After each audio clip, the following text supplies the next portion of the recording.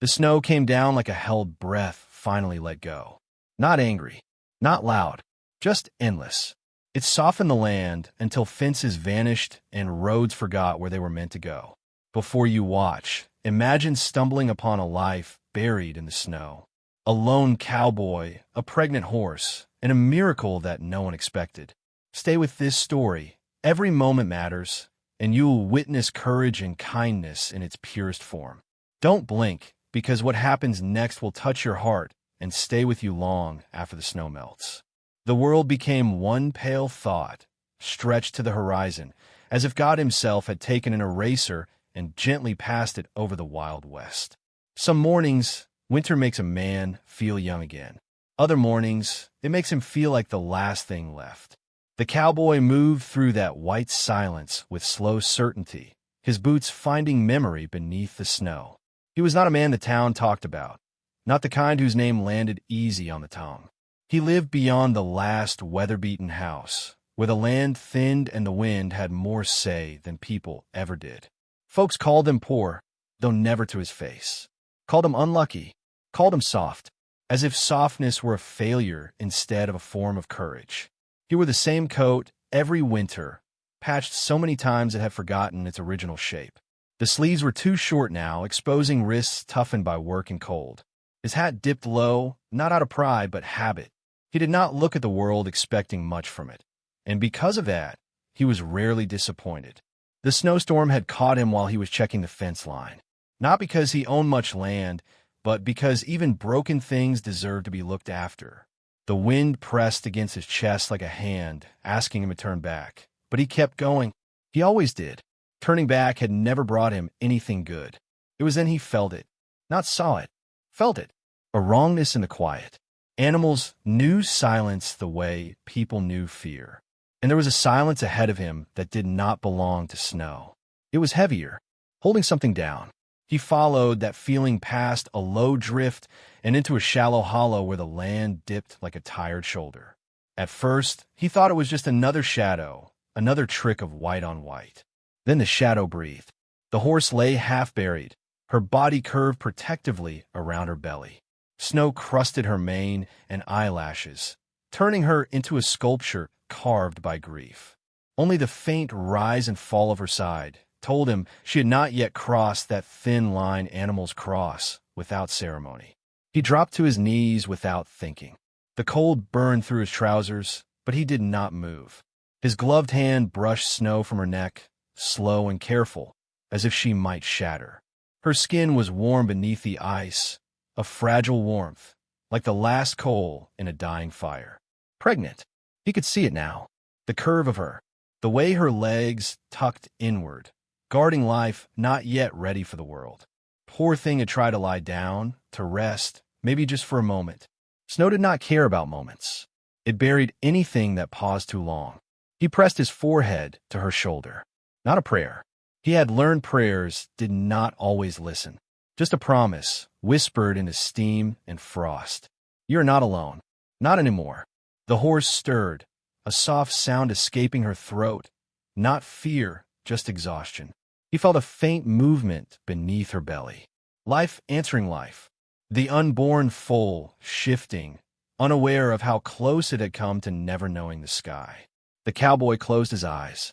He had known this feeling before. The feeling of finding something the world had already decided to give up on. He did not have the strength he once had. Hunger had thinned him. Winters had taken their share. But kindness, when it comes, does not ask permission from the body. It rises anyway. He dug with his hands, shoveling snow aside until his fingers went numb. He used his coat, his scarf, anything he could pull free. The wind scolded him for the trouble, but he worked on, breath steady, movements patient. Rushing would only scare her. Fear was a luxury she could not afford. It took time. Winter always demands time as payment. When he finally managed to clear her legs, she tried to stand and failed, her strength folding under her weight. He steadied her, murmuring sounds that were not words but carried meaning all the same. She leaned into him, trusting without reason. Animals did that sometimes. Trusted the quiet ones. The barn was not far, though in snow everything feels farther than it is. An old structure, leaning like a tired man, its boards warped and doors complaining with every movement. Most folks had written it off years ago. He had not. He fixed what he could, left the rest to hope. Step by step, pause by pause, he guided her there. When she stumbled, he stopped. When she trembled, he waited. They moved together, two broken things refusing to fall at the same time. Inside the barn, the air was still, smelled of old hay and memories. He laid down what little bedding he had, then shrugged out of his coat and draped it over her back. The cold reached for him immediately, greedy and sharp, but he barely noticed. He sat with her for a long while. Just sat. Outside, the storm pressed its face against the walls. Inside, there was breathing. 2 heartbeats. Soon to be 3. The town would laugh if they saw him now. A poor cowboy spending his last warmth on a horse that was already half gone. They would say he was foolish. That survival meant knowing when to walk away. They never understood that some people survive by staying. As the night deepened, he fed her small handfuls of hay, rubbed her legs to keep the blood moving, whispered stories he had never told another soul. About his father, gone too early. About a mother who sang even when there was nothing to sing about. About a younger version of himself who once believed the world noticed effort. The horse listened. Or maybe she did not. It did not matter. Being heard is sometimes less important than being spoken to with care. At one point, exhaustion crept in, heavy and warm. His eyes closed. His head dipped. Then a sudden movement beneath his hand brought him back. The foal kicked. It was not strong, not confident, just a reminder. A small insistence against the dark. He laughed softly, a sound so unused it surprised him. He pressed his palm there, steady and sure. And for the first time in a long while, he felt something loosen inside his chest. Morning would come, or would not. He had learned not to bargain with tomorrow. But tonight, in a broken barn at the edge of forgotten town, life had chosen not to leave quietly. And a man the world overlooked had chosen to answer it. Outside, snow kept falling. Inside, hope took its first slow breath. Morning did not arrive all at once. It seeped in quietly, a thin gray light slipping through the warped boards of the barn like a careful guest. The storm had tired itself out sometime before dawn, leaving behind a world hushed and stunned, as if even the land was unsure it had survived the night. The cowboy woke with stiffness in his bones and hay clinging to his coatless shirt. Cold had settled deep into him, the kind that lingered long after the fire was gone. For a moment he did not move, afraid that motion might break whatever fragile balance had been struck in the dark. Then he heard her breathing. Slow, uneven, but there. The horse lay where he had left her, eyes half open now, watching him with a calm that felt undeserved. Steam rose faintly from her nostrils. When he reached out, she did not flinch. Her trust sat heavy on him, heavier than fear ever had. You're still here, he thought, not daring to shape the words with his mouth. He stood slowly, joints protesting, and stepped outside the stall to fetch water. The bucket was rimmed with ice. He broke it with a rock, each strike echoing louder than it should have in the morning quiet. The sound carried across the fields, toward the town that still slept, toward people who would never know what had nearly been lost a mile from their doors. He brought the water back, held it steady while she drank. She stopped often, breath trembling, sides tight with more than hunger. He could see the strain now, the way her body labored not just for herself but for the life growing inside her. Pregnancy in winter was a cruel gamble. Everyone knew that. Everyone except the ones who ended up alone in the snow. He fed her again, small amounts, careful not to overwhelm her. Then he cleaned the frost from her coat, his hands moving with the same patience he used when mending fences or fixing cracked boards. There was no rush in him. Rushing had never saved anything. By mid-morning, the town stirred. Smoke rose from chimneys. Doors opened. Boots met snow. Someone passing the barn paused, squinting at the open door, then shook his head and walked on. Word traveled faster than feet out here, carried on glances and half-formed thoughts. By noon, people knew. They said the poor cowboy had dragged a dying horse into that old barn. Said it was pregnant, too, as if that made the foolishness greater. Some laughed, the sound sharp and quick like cracking ice. Others shook their heads with practiced pity. There was a rancher named Cole Harding who laughed the loudest. He owned more land than he could walk in a day, and more horses than he could remember the names of. He stopped by the barn not out of concern, but curiosity, leaning against the doorframe with his thumbs hooked into his belt. "Still playing savior, are you?" he said, his voice carrying easily. "That mare won't last a week. Neither will what's inside her." The cowboy did not answer. He was rubbing warmth back into the horse's leg. Eyes focused, movement slow. Harding snorted. "You'll freeze yourself trying. Ain't much sense in saving something already halfway gone." The words landed where words always did. On the surface. He had learned long ago not to let them sink deeper than that. Harding left with a shrug, already forgetting the scene. He would remember it later only as a story to tell over whiskey, something to prove his own wisdom. Others came and went like that. A trader passing through. A young man sent by his father to fetch something from the barn, who stared too long before being pulled away. They saw what they wanted to see. A poor man wasting what little he had on a lost cause. What they did not see were the hours. The long hours where the cowboy stayed seated beside her, listening to every shift of weight, every strained breath. The way he slept in pieces, waking often to check her eyes, her legs, her belly. The way he rationed his food, tearing bread in half, so she could have a softer portion soaked in water. Hunger gnawed at him, but he welcomed it. Hunger was familiar. It reminded him he was still alive. As afternoon faded, the old woman came. She lived in the smallest house near the edge of town, bent with age and time, her back curved like she'd spent too long carrying things no one thanked her for. People called her Mrs. Alder. Not kindly, just because names had to go somewhere. She did not announce herself, just stood in the doorway, hands folded in her shawl, eyes taking in the scene without judgment. "You'll need more hay," she said finally. He nodded, did not explain, did not apologize. She left and returned with a small bundle before sunset. Hay, yes, and a tin of broth, still warm, pressed into his hands without ceremony. "For you," she said. "You can't keep anything alive if you don't tend yourself some." He wanted to argue. He did not. Gratitude sat quietly between them, unspoken but understood. That night was worse than the first. The horse's breathing grew heavier. She shifted often, unable to find rest. Pain tightened her muscles, made her eyes go dark with strain.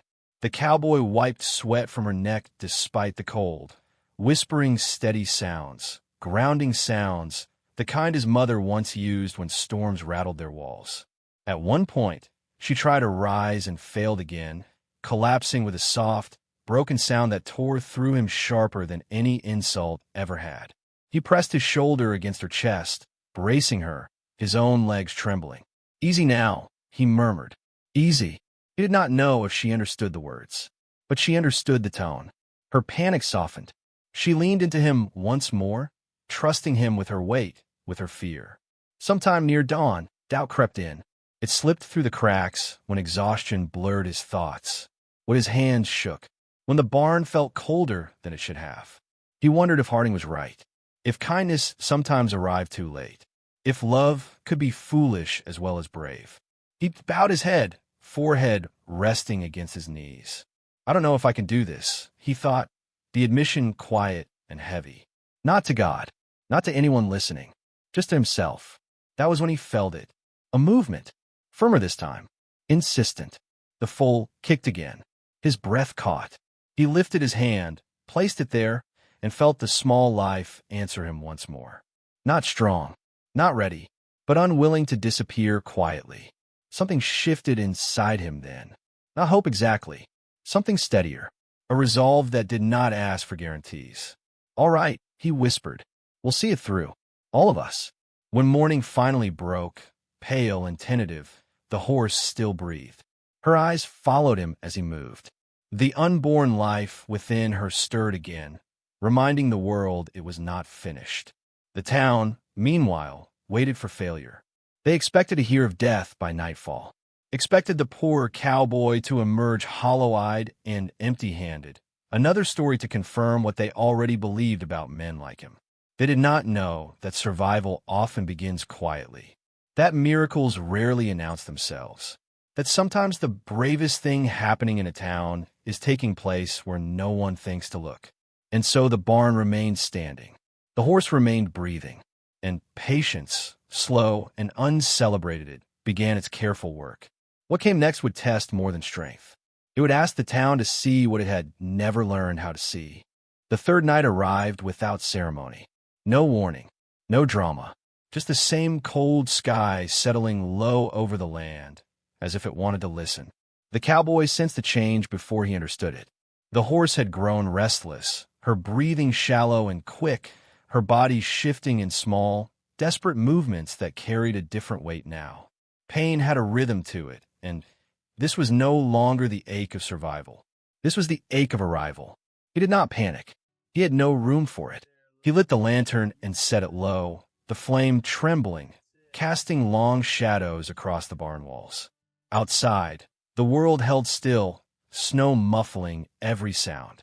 Inside, time narrowed to breath and muscle and quiet resolve. "It's all right," he murmured, not because he believed it, but because belief often follows voice. "I'm here." The horse's eyes rolled back toward him, dark and wide, searching.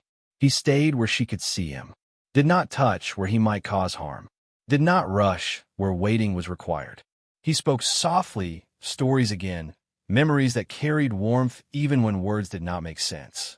Hours passed like that, or maybe minutes. Pain has a way of bending time until it loses its edges. At one point, the horse cried out, a low sound, raw and breaking. The cowboy felt it in his chest, a vibration that reminded him too much of other losses, other nights when all he could do was stay and watch. "You don't have to be brave," he said quietly. "Just stay." The birth did not come easily. The foal struggled, life pressing against a world not yet ready to receive it. The horse trembled, her strength thinning, her body giving and resisting all at once. The cowboy wiped her face with a damp cloth, his hand steady despite the fear creeping into his bones. He had never done this before. He knew enough to know how little he knew. But kindness has its own intelligence. It listens. It adapts. It does not abandon. When the foal finally came, it did so in a rush of breath and effort and quiet desperation. Small, too small, its legs folded beneath it, body slick and trembling, eyes closed tight, as if unsure whether it wanted to see this world yet. For a long moment, nothing happened. The cowboy's heart stilled. Then the foal gasped. A thin sound, fragile, but real. He laughed then, a broken sound pulled loose by relief, tears freezing at the corners of his eyes. He cleared the foal's nose gently, rubbed its small chest, whispered words that were not meant to be heard by anyone else. The horse lowered her head, nudging the foal with trembling urgency, her exhaustion forgotten in the presence of new life. She breathed deep, steadying, her eyes softening in a way he had not seen before. Dawn came slowly, light seeping into the barn like forgiveness. By the time the sun touched the snow, the foal was trying to stand. Failing, trying again, each attempt clumsy and uncertain, but determined all the same. The cowboy watched in silence, afraid to interfere with something so sacred it felt older than him, older than the town, older than words. When the foal finally stood, wobbling but upright, something shifted beyond the barn walls. A child saw it first. He had been sent to fetch kindling and wandered too close, curiosity stronger than obedience. He stopped short at the open door, breath catching as he watched the small body lean into its mother, legs shaking, head lifted toward the light. He ran back to town without the kindling. By midday, people gathered, not loudly, not boldly. They came one by one, as if afraid to break something by naming it too quickly. They stood at a distance, hats in hand, voices hushed in ways they rarely were. They saw the foal, alive, standing. They saw the mare, breathing more easily now, her body easing into recovery. They saw the poor cowboy sitting on an overturned crate, shoulders slumped with exhaustion, eyes gentle and distant, as if he were afraid this might still be a dream. No one laughed. Cole Harding came too. He stopped short this time, words catching in his throat. He watched longer than he meant to, said nothing, then turned away without the sound he usually made. Mrs. Alder arrived with more broth and a blanket. She draped it over the cowboy's shoulders without asking, her hands warm and sure. "You did good," she said. "Not praise, just truth." He nodded, unsure how to hold something like that. The foal took its first steps toward him that afternoon. Small, uncertain steps, nose reaching forward, ears flicking. The cowboy did not move. He let the foal choose. When it reached him and pressed its head gently against his knee, the sound he made was quieter than a sob, softer than laughter. It was then the town understood something it had not known how to name before. Strength had been sitting among them all along, wrapped in patience and poverty and quiet care. Courage had not shouted. It had stayed awake through the night and offered warmth when there was none to spare. The days that followed were gentler.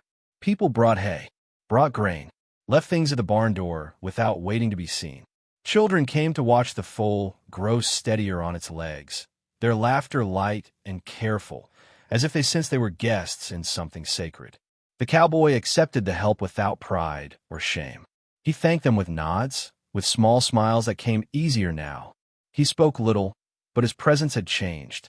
He stood straighter, not taller, just truer. At night, when the barn was quiet again, he sat with the horse and her foal, the lantern casting warm circles against the dark. He felt something he had not felt in years. Belonging. Not because the town had finally noticed him, but because something fragile had trusted him with its life. Still, not all debts were paid. Not all eyes had softened. And the world, even when it warms, often asks one last question, the kind that must be answered in the open.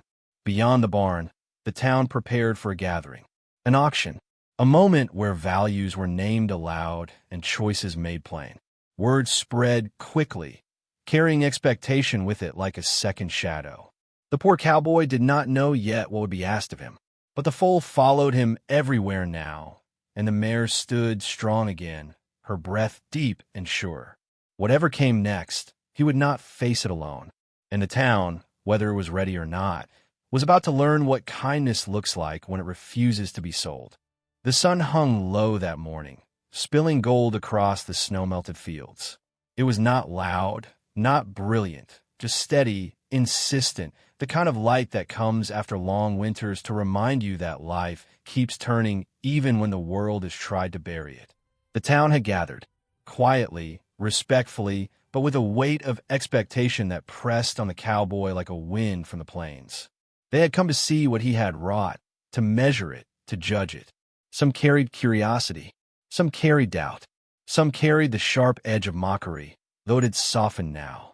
Cole Harding, the rancher who had laughed the loudest, was there, hands gripping his hat, eyes narrowed, trying to read the man he had dismissed.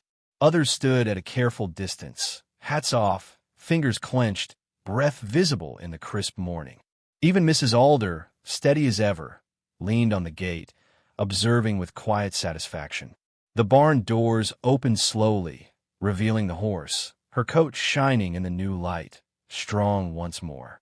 Beside her, the foal wobbled on legs that had grown confident, tail flicking, eyes wide with the bright curiosity of life itself.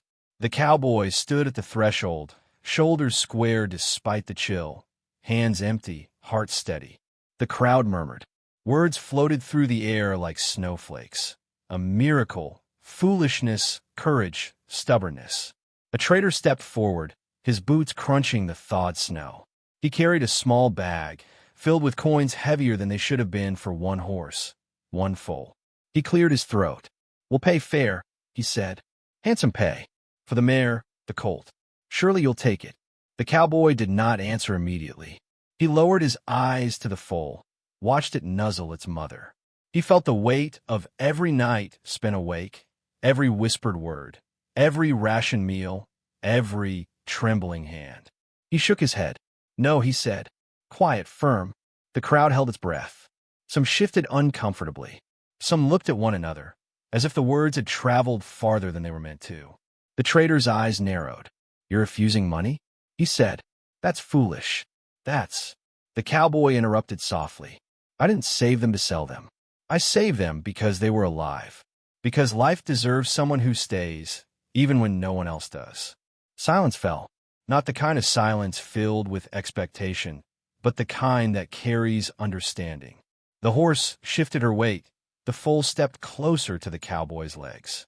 Life itself seemed to lean in, affirming the quiet truth he spoke. Cole Harding cleared his throat, finally. He had wanted to mock. He had wanted to teach a lesson in practicality.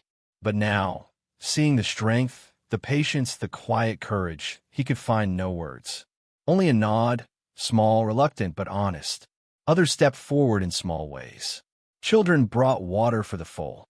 Women laid blankets across the barn's worn doorframe.